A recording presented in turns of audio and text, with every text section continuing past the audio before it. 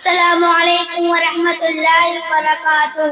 الحمد للہ رب العالمین والصلاة والسلام علی سید المرسلین وعلی آلہ واصحابہ اجمعین، اما بعد، قال اللہ تعالی اعوذ باللہ من الشیطان الرجیم، بسم اللہ الرحمن الرحیم، ویل لکل ہمزۃ لمزہ۔ محترم صدر جلسہ، مشفق اساتذہ کرام، میری پیاری بہنوں اور دیگر جملہ حاضرین، آج کی اس رونق محفل میں مجھے چند منٹ کے لیے زبان کی حفاظت کے موضوع پر گفتگو کرنے کا موقع حاصل ہوا ہے۔ امید کرتی ہوں غور فرمائیں گے اور اس کو عملی جامہ پہنائیں گے۔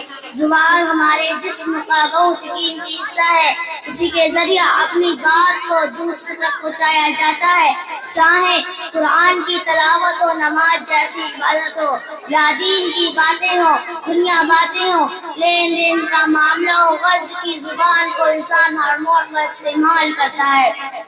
زبان سے انسان حقیقت میں فلاح و کامیابی سے حکم کنار ہو سکتا ہے اور تباہی بغیر سے بھی دوچار ہو سکتا ہے، اور زبان کی بدولت بکھرے اور ٹوٹے ہوئے رشتے جڑ جاتے ہیں، اور اسی کے سبب آباد گھر ویران ہو جاتے ہیں،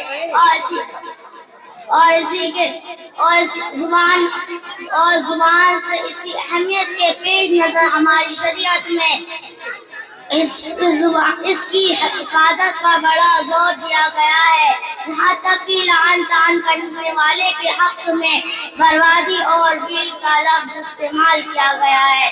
وَيْلٌ لِكُلِّ ہُمَزَةٍ لُمَزَةٍ۔ اللہ فرماتا ہے، بڑی خرابی ہر ایسے شخص کی جو عیب ٹٹولنے والا ہو اور غیبت کرنے والا ہو۔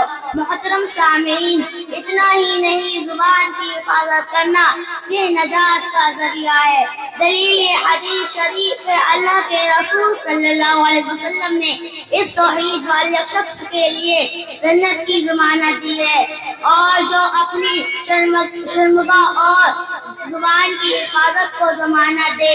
آخر میں اللہ سے دعا کرتی ہوں، اے ہمارے پروردگار، ہم سب کو زبان کی حفاظت کرنے کی توفیق عطا فرما، آمین، اور ہماری نیکیوں کو ذخیرہ آخرت بنا، آمین، تقبل یا رب العالمین۔